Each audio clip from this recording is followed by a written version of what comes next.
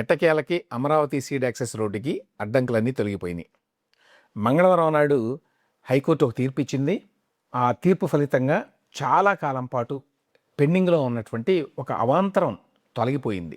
అందరికీ తెలుసు, ఈ సీడ్ యాక్సెస్ రోడ్డు అనేది అమరావతిలో ప్రధానమైన కనెక్టింగ్ రోడ్డు. 21 కిలోమీటర్ల పొడవు ఈ రోడ్డు. ఇప్పుడు ఇన్నాళ్ల తర్వాత ఈ రోడ్డు నిర్మాణం పూర్తి కావడానికి మార్గం సుగమం అయింది. దాదాపు 10 ఏళ్ల పాటు ఈ మెయిన్ రోడ్డు నిర్మాణం పూర్తి కాకపోవడానికి ప్రధానమైన కారణం ఏంటంటే, పెనుమాక ఉండవల్లి రైతులు కొంతమంది భూసేకరణకి ముందుకు రాకపోవడం. అమరావతిలో దాదాపు 90-95% మంది ఈ భూ సమీకరణ కింద ల్యాండ్ ఇచ్చారు. కొద్దిమంది రైతులు ఇవ్వడానికి ఇష్టపడలేదు. అందులో కొన్ని భూములు ఈ సీడ్ యాక్సెస్ రోడ్డు మీద ఉన్నాయి. ఫలితంగా అప్పటికి ఇప్పటికీ ఈ రోడ్డు నిర్మాణం కొనసాగల. ఈ మధ్యన ఏమైందంటే, ఈ సీడ్ యాక్సెస్ రోడ్డుకి అవసరమైనటువంటి 2.72 ఏకర్స్ ల్యాండ్ పార్సిల్, దీన్ని ప్రభుత్వం భూసేకరణ కింద, అంటే ల్యాండ్ ఎక్విజిషన్ కింద తీసుకుంది. ఈ మధ్యన వార్తలు కూడా వచ్చినాయి, నేను కూడా మాట్లాడాను దాని గురించి. దీనికోసం అని చెప్పి 7,14,00,000 రూపాయల పరిహారాన్ని ఈ R&R కోర్టులో, అంటే రీసెటిల్మెంట్ అండ్ రీహాబిలిటేషన్ కోర్టు, అందులో జమ కూడా చేసింది ప్రభుత్వం. దాన్ని స్వాధీనం చేసుకున్నారు. అయితే మధ్యలో ఒక ఇబ్బంది వచ్చింది. అదేంటంటే, అసలు ఈ అమరావతి సీడ్ యాక్సెస్ రోడ్డు అనేది దాదాపు 21 కిలోమీటర్లు, 21.77 కిలోమీటర్ల పొడవునుంటుంది. దొండపాడు నుంచి ఉండవల్లి వరకు 18.27 కిలోమీటర్ల మేర నిర్మాణం పూర్తయింది. అంటే ఫస్ట్ 2 phases అన్నమాట ఇది. ఈ నిర్మాణం పూర్తయింది కానీ ఉపయోగంలోకి రాలా. ఎందుకు అంటే, మంతెన సత్యనారాయణ రాజు గారి ఆశ్రమం చాలామంది చూసే ఉంటారు. ఆ కరకట్ట రోడ్డు మీద ఉంటుంది, స్టార్టింగ్ పాయింట్లోనే. దానికి సమీపంలో ఒక రైతుకు చెందినటువంటి 65 సెంట్ల భూమి అందుబాటులోకి రాలా. ఎవరిది ఇది అంటే, చోడిశెట్టి నిర్మలత అనే ఆవిడది. ఆవిడ కోర్టుకు వెళ్ళారు. ఎందుకంటే ఈ 65 సెంట్ల భూమి సీడ్ యాక్సెస్ రోడ్లో ఉంది, దీన్ని కూడా ఎక్వైర్ చేయాలని చెప్పి ప్రయత్నించింది ప్రభుత్వం. అయితే కోర్టుకు వెళ్ళడం వల్ల కోర్టులో ఆగిపోయింది, పెండింగ్లో ఉంది. అది పెండింగ్లో ఉన్నప్పుడు దాన్ని స్వాధీనం చేసుకొని రోడ్డు నిర్మాణాన్ని పూర్తి చేయలేరు, దానివల్ల ఆగిపోయింది. సో ఆ చిన్న స్ట్రెచ్ని అట్లాగే వదిలేయాల్సి వచ్చింది. మీరు గమనిస్తే ఆ మంతెన సత్యనారాయణ రాజు గారి ఆ ఆశ్రమం దగ్గర ఈ సీడ్ యాక్సెస్ రోడ్డు వచ్చింది పైనుంచి అక్కడ వరకు. కానీ అక్కడ ఒక మలుపు తిరుగుతుంది మళ్ళీ. ఎందుకు? ఈ 65 సెంట్స్ ల్యాండ్ ఏదైతే ఉందో దాన్ని ఇంకా స్వాధీనం చేసుకోలేదు కాబట్టి, అది కోర్టులో ఉంది కాబట్టి దాన్ని వదిలేసి కొంచెం వంకరగా తిప్పి మళ్ళీ కలిపారు చివర్లో. సో దానివల్ల సహజంగానే చాలా ఇబ్బందులు ఉన్నాయి. ఎందుకంటే ఈ ప్రాంతంలో 2 స్టీల్ వంతెనలు ఈ మధ్యనే నిర్మాణం పూర్తి చేశారు దాదాపుగా. దానివల్ల ఇదంతా ఇలా తిప్పి రావడం చాలా ఇబ్బందికరంగా మారింది. అయినా కూడా ఏమీ చేయలేని పరిస్థితి, ఎందుకంటే కోర్టులో ఉన్నది కాబట్టి. ఇప్పుడు అంటే మంగళవారం నాడు హైకోర్టు గ్రీన్ సిగ్నల్ ఇచ్చింది. ఈ 65 సెంట్ల భూమి రైతుతో పాటు మరికొందరు కూడా వెళ్ళారు, ఇంకా వేరే వేరే చోట వాళ్ళకి భూములు ఉన్నాయి. వీటన్నిటి మీద కూడా హైకోర్టు ఒక స్పష్టమైనటువంటి ఆదేశం ఇచ్చింది. అదేంటంటే, ఎన్నో వేల మంది రైతులు అమరావతిలో వాలంటరీగా, అంటే స్వచ్ఛందంగా భూ సమీకరణ కింద భూములు ఇచ్చారు. అందరూ ఇచ్చిన తర్వాత ఒకళ్ళిద్దరు ఇవ్వకపోతే మొత్తం ప్రాజెక్టు ఆగిపోయేటువంటి ప్రమాదం ఉంది. సో హైకోర్టు ఏమన్నదంటే, వ్యక్తి హక్కుల కంటే ఈ సామాజిక ప్రయోజనానికి ఎక్కువ ప్రాధాన్యం ఇవ్వాలి. ఎందుకోసం ఈ ల్యాండు? ఆంధ్రప్రదేశ్ రాష్ట్ర రాజధాని కోసం. రాజధాని కోసం కూడా అందరి దగ్గర కనుక బలవంతంగా భూములు లాక్కుంటే మళ్ళీ కోర్టులు జోక్యం చేసుకుంటాయి. ఇక్కడ 95% పైగా రైతులు వాలంటరీగా ఇచ్చినప్పుడు, ఇంత పెద్ద ప్రాజెక్టు రాష్ట్రానికి అవసరమైనప్పుడు, ఒకళ్ళిద్దరి వల్ల మొత్తం ప్రాజెక్టు ఆగిపోయేటువంటి ప్రమాదం ఏర్పడినప్పుడు దాన్ని అలో చేయలేము అన్నారు హైకోర్టు వారు. సో ఆ రకంగా సామాజిక ప్రయోజనానికి ప్రాధాన్యం ఇవ్వాల్సి ఉంటుందని చెప్పింది. నిబంధనల ప్రకారం మీరు పరిహారం చెల్లించి భూమిని తీసుకోవచ్చు అని చెప్పారు. అయితే ప్రభుత్వం గతంలోనే ఈ భూసేకరణకు సంబంధించి నోటిఫికేషన్ ఇచ్చారు, అవార్డు పాస్ చేశారు.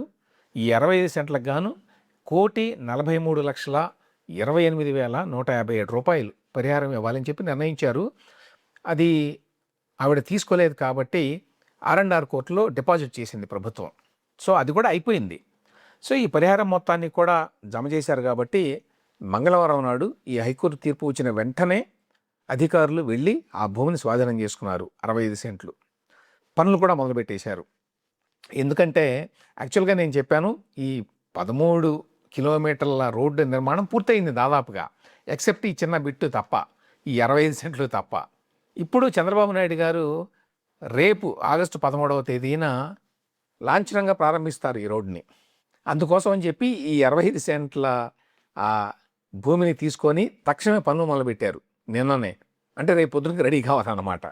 మిగతా అంతా రెడీగా ఉందనుకోండి. 18.27 కిలోమీటర్ల రోడ్డు ఇప్పటికీ రెడీగా ఉంది, ఎక్సెప్ట్ ఈ 65 సెంట్ల భాగం తప్ప. దాన్ని కూడా బహుశా ఇవాళ 24 గంటల లోపల పూర్తి చేస్తారేమో తెలియదు. సో మొత్తానికి లాంఛనంగా అయితే ప్రారంభిస్తారు ఆగస్టు 13వ తేదీన, అంటే రేపు. ఇక ఈ సీడ్ యాక్సెస్ రోడ్డు గురించి కొన్ని విశేషాలు చెప్పాలి. సీడ్ యాక్సెస్ రోడ్డు మొత్తం 21.77 కిలోమీటర్లు. ఇదే కనెక్టింగ్ రోడ్డు. అంటే నేషనల్ హైవే మీద నుంచి మీరు అమరావతికి వెళ్ళాలి అంటే ఈ రోడ్డు మీద నుంచే వెళ్తారు. అందుకనే దీనికి ఇంత ఇంపార్టెన్స్. ఈ రోడ్డుని 3 ఫేజుల్లో నిర్మించాలని చెప్పి అనుకున్నారు. అందులో మొదటి ఫేజు 14.35 కిలోమీటర్లు, రెండో ఫేజు 3.92 కిలోమీటర్లు, మూడో ఫేజు 3.50 కిలోమీటర్లు, మొత్తం 21.77 కిలోమీటర్లు. అయితే ఇందులో మొదటి 2 దశల నిర్మాణం పూర్తయింది ఇప్పటికీ, 18.27 కిలోమీటర్లు అన్నమాట. ఈ మిగతా ఏదైతే ఉందో మూడో దశలో 3.50 కిలోమీటర్లు, ఇది చాలా ఇంపార్టెంట్. ఇదే ఉండవల్లి నుంచి నేషనల్ హైవే కనెక్ట్ చేసేది. అయితే దీనికి సంబంధించి కొన్ని ప్రత్యేకమైన పనులు చేయాల్సి ఉంది. మామూలుగా అయితే ఈ సీడ్ యాక్సెస్ రోడ్ అంతా కలిపి బడ్జెట్ 230 కోట్లు ఉన్నదంతే. కానీ ఈ మూడో ఫేజ్లో కొన్ని ప్రత్యేకమైన నిర్మాణాలు చేయాలి. ఎలివేటెడ్ కారిడార్ ఉంటుంది, రైల్ ఓవర్ బ్రిడ్జ్ ఉంటుంది, ఒక 320 metre cable stayed bridge. Cable stayed అంటే తెలుసు కదా, కేబుల్ మీద వేలాడుతూ ఉంటుంది, హైదరాబాద్లో జూబ్లీ హిల్స్లో ఉన్నట్టుగా. వీటన్నిటినీ చేయాలి. ఇవన్నీ కూడా నెక్స్ట్ ఇయర్ మధ్య నాటికి, అంటే 2027 మిడ్ నాటికి పూర్తి చేయాలని చెప్పి సంకల్పించారు. అది ఎక్కువ ఖర్చు అవుతుంది. దాంతో కలిపితే దాదాపుగా 1500 కోట్ల రూపాయలు అవ్వచ్చు అని చెప్తున్నారు. ఇక దీని ప్రత్యేకతలు ఏమిటంటే, ఈ సీడ్ యాక్సెస్ రోడ్డు వెడల్పు 60 మీటర్లు. 60 మీటర్లు అంటే అడుగుల్లో ఎంత? 196.85, అంటే 200 అడుగులు అనుకోండి. ఈ 200 అడుగుల్లో 9 లేన్ క్యారేజ్ వే ఉంటుంది, 9 లేన్లు ఉంటాయి. ఈ 9 లేన్లలో మధ్యలో BRTS పెడుతున్నారు. BRTS అంటే బస్ ర్యాపిడ్ ట్రాన్స్పోర్ట్ సిస్టమ్. చాలామంది చూసుంటారు, చాలా దేశాల్లో కూడా ఉంటాయి, కలకత్తాలో కూడా ఉంటుంది. BRTS అంటే బస్సులాగా ఉంటుంది, కానీ ఇది ట్రైన్. అది దానికి ఆ స్పెసిఫిక్ లేన్ ఉంటుంది, అందులోనే వెళ్తూ ఉంటాయి, ఏం అడ్డం ఉన్నదన్నమాట. చాలా ఫాస్ట్గా ట్రావెల్ చేయొచ్చు అందులో BRTSలో. సో అమరావతి సీడ్ యాక్సెస్ రోడ్లో BRTS కోసం అక్కడ ప్లేస్ ఉంచారు. ఇప్పుడు 9 లేన్ క్యారేజ్ వే అని చెప్పాను కదా, అంటే 9 లేన్ల రహదారి. అందులో 2 లేన్లు BRTS కోసం ఉంటాయి మధ్యలో. మీరు ఇప్పుడు చూస్తే కూడా చాలా చోట్ల మధ్యలో రోడ్డు ఉంటుంది, పక్కన రోడ్డు ఉంటుంది, ఇటు పక్కన రోడ్డు ఉంటుంది, గమనించి ఉండొచ్చు. ఇప్పుడు వెంటనే కట్టడం లేదు, కానీ టైం పడుతుంది BRTSకి. కానీ ఆ స్పేస్ అట్లా ఉంచారు మధ్యలో. ప్రస్తుతం రోడ్లాగా ఉపయోగించుకోవచ్చు, కానీ భవిష్యత్తులో BRTS కడతారనమాట. దానికి వెళ్ళడానికి రావడానికి రెండింటికి కలిపి దానికి రిజర్వ్ చేశారు. ఇక అది కాకుండా అటు 3 లేన్లు ఇటు 3 లేన్లు ఉంటాయన్నమాట, మామూలు ట్రాఫిక్ కోసం అని చెప్పి. దాంతోపాటు వాటి పక్కన మళ్ళీ సర్వీస్ రోడ్లు ఉంటాయి. ఆ సర్వీస్ రోడ్లో కూడా మళ్ళీ మీకు సైకిల్ ట్రాక్లు, ఫుట్పాత్లు స్పెషల్గా ఇయర్ మార్క్ చేశారు. సో ఆ రకంగా ఏమాత్రం ట్రాఫిక్కి ఇబ్బంది లేకుండా ఈ మొత్తం 21 కిలోమీటర్లు ఉంటుందన్నమాట. ఇక యూటిలిటీ కారిడార్ కూడా ఉంది వాటి పక్కన. ఎందుకంటే మిగతా చోట్లలాగా కాకుండా, అంటే ఎస్పెషల్లీ హైదరాబాద్ లాంటి చోట్ల ఇప్పుడు ఎట్లా అయితే ఉన్నదో సిస్టమ్ అట్లా కాకుండా యూటిలిటీ కారిడార్స్ అటుపక్కన ఇటు పక్కన ప్రత్యేకంగా నిర్మిస్తున్నారు. వాటిల్లోనే మీకు డ్రైనేజ్ సిస్టమ్స్ కానీ, కేబుల్ సిస్టమ్స్ కానీ, ఎలక్ట్రిసిటీ కేబుల్స్ కానీ, ఇట్లాంటివన్నీ ఉంటాయి.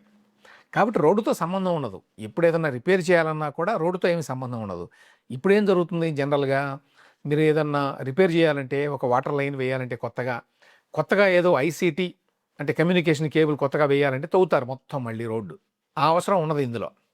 అవి కంప్లీట్గా పక్కన యూటిలిటీ కారిడార్స్లో ఉంటాయి. ఏదైనా కావాలంటే అక్కడ చేసుకుంటారు పని. అవి తీయడానికి ముయ్యడానికి ఈజీగా ఉంటాయి.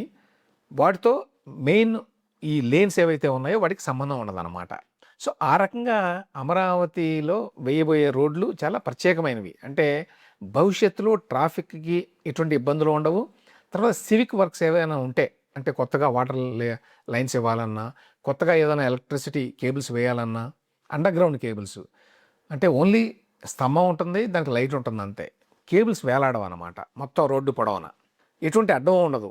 మామూలుగా ఏం చేస్తారంటే చెట్లేస్తారు, మళ్ళీ చెట్లు అడ్డం వచ్చినాయి ఈ ఎలక్ట్రిసిటీ లైన్స్‌కి అని చెప్పి వాటిని కొడతా ఉంటారు. అటువంటి ఇబ్బంది ఉండదేమి. చెట్లు వేసుకోవచ్చు, ఎందుకంటే అడుగు నుంచి వెళ్తాయి. ఓన్లీ ఆ స్తంభానికి మాత్రమే కనెక్షన్ ఉంటుంది, వైర్ కనెక్షన్. సో ఆ రకంగా భవిష్యత్తులో ఎన్నడూ కూడా మళ్ళీ ఆ రోడ్లని డిస్టర్బ్ చేసే అవసరం ఉండదు. అటువంటి ఇంపార్టెంట్ రోడ్ ఇది. సో ప్రస్తుతానికైతే అరౌండ్ 18 కిలోమీటర్స్ రేపు సీఎం చంద్రబాబు నాయుడు ప్రారంభిస్తున్నారు. ఆ తర్వాత మరొక 3.5 కిలోమీటర్లు ఉంది. ఆ వర్క్స్ అన్నీ ఇంకొక సంవత్సరం పడతాయి దాదాపుగా.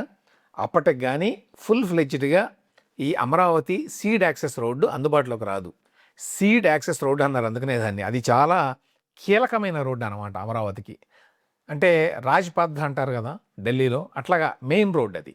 ఇంతకాలం పట్టింది, ఎప్పుడో 2015లో ప్లాన్ చేస్తే.